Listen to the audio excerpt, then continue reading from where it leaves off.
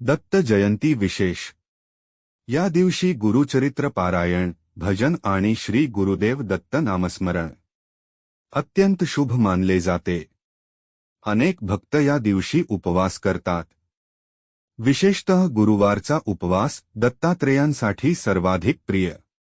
उपवास कसा सोडायचा? जर दत्त जयंतीचा उपवास केला असेल तर दुसऱ्या दिवशी पर्णोत्सव करून उपवास सोडतात.